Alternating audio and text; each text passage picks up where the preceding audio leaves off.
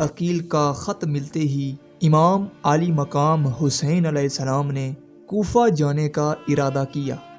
سفر سے پہلے امام حسین علیہ السلام نے مکہ سے فرمایا، میں خود ہوائی یا سیر و تفریح کے لیے مدینہ سے نہیں نکلا ہوں، اور نہ ہی میرے سفر کا مقصد فساد اور ظلم ہے، بلکہ میں اپنے نانا محمد صلی اللہ علیہ وآلہ وسلم کی امت کی اصلاح کے لیے نکلا ہوں۔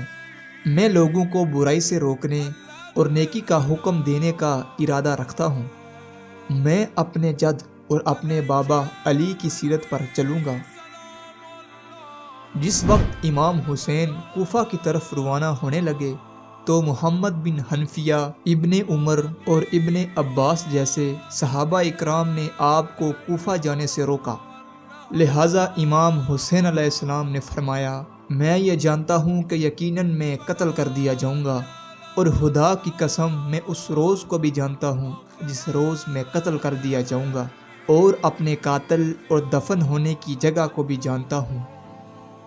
خداوند عالم مجھے دشمنوں کے ظلم و ستم سے مقابلہ کرتے ہوئے مقتول اور شہید دیکھنا چاہتا ہے، اور جو کوئی میرے اس قافلے میں شامل ہوگا وہ کامیاب ہو جائے گا۔ ذوالحجہ 60 ہجری میں امام مظلوم حسین علیہ السلام نے احرام حج توڑ کر عمرہ سر انجام دیا اور مکہ سے روانگی کی تیاریاں مکمل کی۔ اس مختصر سے قافلے میں آپ کے اہل بیت شامل تھے، جن میں آپ کے بیٹے، بھتیجے، بہنیں، عورتیں، بچے، کل 18 فرد تھے، اور آپ کے ساتھیوں اور اصحاب کو لے کر کل 72 لوگ شامل تھے۔ مکہ سے کربلا کا فاصلہ تقریباً 1700 کلومیٹر ہے۔ اس زمانے میں یہ فاصلہ ایک مشکل اور تکلیف دہ راستہ تھا، جس میں جگہ بہ جگہ گرم تپتے صحرا، بنجر راستے اور بیابان تھے۔ مکہ سے کربلا تک کے اس سفر میں امام حسین علیہ السلام نے تقریباً 14 جگہوں پہ پڑاؤ ڈالا، اور ہر مقام پر آپ نے خطبہ دے کر لوگوں کو اس بات سے آگاہ کیا کہ ان کی منزل شہادت ہے، اور یہ وہ مشن ہے جس میں امت مسلمہ کو بیدار کیا جا سکے گا۔ اس طویل سفر میں صفا نامی ایک مقام آیا، جہاں اس قافلے نے ایک دن قیام کیا۔ یہاں پر امام حسین علیہ السلام کی ملاقات عرب کے مشہور شاعر فرزدق سے ہوئی، جو امام حسین علیہ السلام سے بے حد متاثر ہوا اور اس قافلے میں شامل ہو گیا۔ حسینی قافلہ آگے بڑھتا گیا اور سفر جاری رہا۔ طویل صحرا پار کرنے کے بعد اجفر نامی ایک مقام آیا، جہاں امام حسین علیہ السلام نے پڑاؤ ڈالا۔ یہاں آپ کی ملاقات صحابی رسول حضرت عبداللہ بن موتی رضی اللہ تعالی عنہ سے ہوئی۔ حضرت عبداللہ نے امام حسین علیہ السلام کو کوفہ جانے سے منع کیا اور فرمایا کہ کوفہ کے عوام کے دل آپ کے ساتھ ہیں، لیکن تلواریں بنی امیہ کے ساتھ ہیں۔ اس پر امام مظلوم نے فرمایا کہ تقدیر کو یہی منظور ہے کہ اہل بیت کے مردوں کا لہو بہایا جائے اور اہل بیت کی عورتوں کو اسیر بنا دیا جائے۔ 22 ذوالحجہ کے دن امام حسین علیہ السلام کا یہ قافلہ مقام سالبیہ پہنچا۔ یہاں ایک کاسب نے امام حسین علیہ السلام کو یہ خبر دی کہ مسلم بن عقیل کو کوفہ میں شہید کر دیا گیا ہے اور وہاں کے حالات بدل چکے ہیں۔ یہ خبر سن کر لوگ گھبرا گئے، لیکن امام حسین علیہ السلام پرسکون رہے۔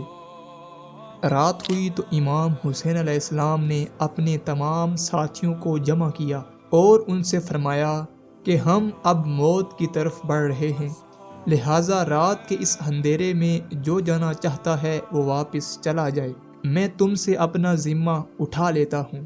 اس پر امام حسین علیہ السلام کے ساتھیوں کے آنکھوں سے آنسو جاری ہو گئے، اور وہ اس قدر روئے کہ ان کی داڑھی تر ہو گئی۔ پھر انہوں نے امام حسین علیہ السلام سے فرمایا کہ ہم آپ کا ساتھ ہرگز نہ چھوڑیں گے یہاں تک کہ ہم شہید ہی ہو جائیں۔ چنانچہ صبح ہوئی تو تمام لوگ موجود تھے، اور ایک شخص نے بھی امام حسین علیہ السلام کا ساتھ نہیں چھوڑا۔ قافلہ آگے بڑھا اور ایک طویل سفر کے بعد شراف نامی منزل آئی۔ یہاں پر ایک تالاب موجود تھا، لہٰذا قافلے والوں کو امام حسین علیہ السلام نے یہ حکم دیا کہ سب پانی بھر لو اور مشقیں پر کر لو۔ لہٰذا لوگ خوب صحرا ہو گئے اور پانی کو ذخیرہ کر لیا۔ کچھ دیر آرام کرنے کے بعد قافلہ پھر سے آگے بڑھا۔ روایتوں سے پتہ چلتا ہے کہ لوگوں کو اس مقام کے بعد کربلا تک پھر پانی میسر نہ ہوا۔ حسینی قافلہ گرم تپتے ریگستان میں کوفہ کی جانب رواں دواں تھی۔ یہ دوپہر کا وقت تھا اور ذی حشم کا علاقہ قریب تھا کہ دور سے کچھ چیز حرکت کرتی نظر آئی۔ غور کرنے پر معلوم ہوا کہ یہ گھڑ سوار فوج ہے۔ لہٰذا امام حسین علیہ السلام کے حکم سے آپ کے ساتھیوں نے ہتھیاریں نکال لی اور جنگی ماز بنا دیا۔ یہ دراصل 1000 لوگوں پر مشتمل فوج تھی جسے ابن زیاد نے بھیجا تھا۔ اس لشکر کا سپہ سالار خر بن یزید ریاحی نامی شخص تھا۔ حر کا لشکر جب قافلہ حسینی کے پاس پہنچا تو حر نے امام سے کہا کہ ہمیں امیر کی طرف سے یہ حکم ملا ہے کہ ہم آپ کو اس وقت تک نہ چھوڑیں جب تک ابن زیاد کے پاس کوفہ نہ پہنچا دے۔ اس پر امام حسین نے فرمایا کہ اے لوگو، اللہ سے ڈرو، میں تمہارے پاس اس وقت تک نہیں آیا جب تک تمہارے خطوط مجھے نہیں ملے۔ وہ خطوط تمہارے ہی قاصدوں نے مجھ تک پہنچائے تھے۔ خر نے جواب دیا کہ ہمیں ان خطوط کے بارے میں کچھ خبر نہیں ہے۔ لہٰذا امام کے حکم سے آپ کے ساتھیوں نے خطوط سے بھرے 2 تھیلے لائے اور ان کے سامنے انڈھیل دیے۔ خر نے کہا کہ خدا کی قسم، میں ان خطوط لکھنے والوں میں سے نہیں ہوں، لیکن مجھے حکم ہوا ہے کہ میں آپ کے ساتھ رہوں یہاں تک کہ آپ کو کوفہ پہنچا دوں۔ اس کے بعد امام حسین علیہ السلام نے اپنے ساتھیوں کو حکم دیا سوار ہو جائیں اور قافلہ آگے بڑھا۔ حسینی قافلہ قادسیہ کے راستے سے بائیں جانب چل رہا تھا اور حر کا لشکر آپ کے ساتھ ساتھ چلتا جا رہا تھا۔ کچھ دور پہنچ کر امام حسین علیہ السلام نے ایک خطبہ ارشاد فرمایا کہ اے لوگو، میرے نانا رسول اللہ صلی اللہ علیہ وآلہ وسلم نے ارشاد فرمایا ہے کہ جو شخص کسی ایسے بادشاہ کو دیکھے جو اللہ کے حرام کو حلال سمجھے اور سنت کی مخالفت کرے اور لوگوں کے ساتھ ظلم کا معاملہ کرے، اور جو شخص بھی اس کی مخالفت نہ کرے گا، اس کا ٹھکانہ اسی ظالم بادشاہ کے ساتھ دوزخ ہوگا۔ یزید نے شیطان کی پیروی کو اختیار کر رکھا ہے اور رحمان کی اطاعت کو چھوڑ دیا ہے اور زمین میں فساد پھیلا رہا ہے۔ اگر تم میرا ساتھ دو گے اور میری بیعت پر قائم رہو گے تو ہدایت پاؤ گے۔ میں رسول اللہ کے لگتے جگر فاطمہ کا بیٹا ہوں اور میری جان آپ لوگوں کی جانوں کے ساتھ ہے۔ خود حور بھی اس خطبے کو سن رہا تھا۔ خود پہلے سے ہی اہل بیت کا احترام دل میں رکھتا تھا، لہٰذا وہ امام حسین علیہ السلام کے خطبے سے بہت متاثر ہوا۔ بہرحال قافلہ حسین آگے چلا اور نینوا کے قریب ایک تپتا ہوا سرزمین دکھائی دیا۔ یہ 2 محرم کی تاریخ تھی۔